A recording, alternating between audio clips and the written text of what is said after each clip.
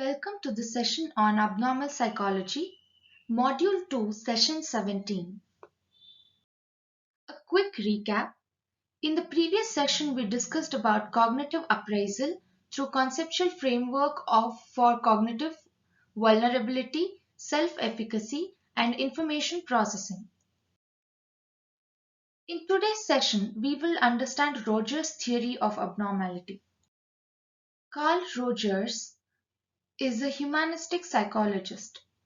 Self-actualization is a concept native to humanistic approach.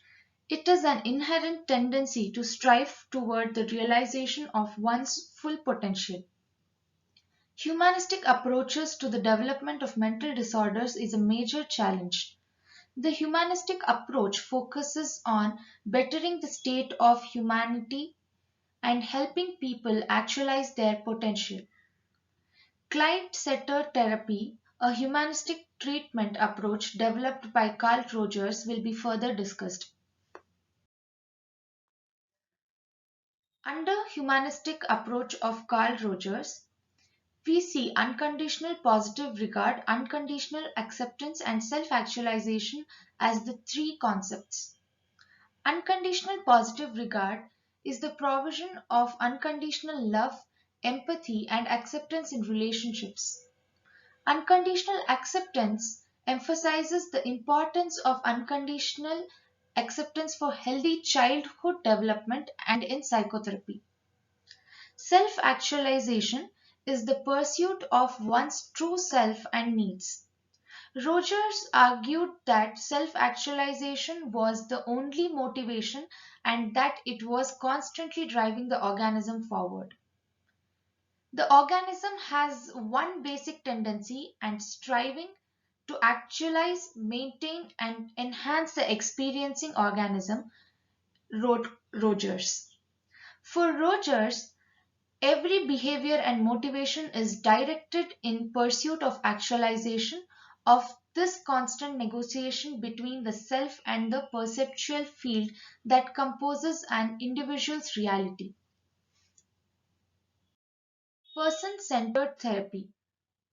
Rogers put forth three conditions he saw as necessary for creating a healthy, productive, and person-centered therapeutic environment. Unconditional positive regard. It is the idea that therapists should affirm the client's worth and treat him or her with acceptance and support regardless of the client's thoughts or behavior. Rogers believed that social relationships, including therapy, often require an individual to try to be something that he or she is not. Providing unconditional positive regard is a way of helping the client feel comfortable with who he or she is because the client knows he or she will be accepted regardless of perceived flaws. The second condition is empathy, which refers to the therapist's ability to understand and respect the client's perspective. The therapist should never simply explain a client's life to him or her, but instead should listen and respect the client's understanding of his or her experience. Congruence, the third condition, means that therapist should present him or herself to the client in a way that is congruent or consistent with how the therapist is outside of the therapeutic relationship.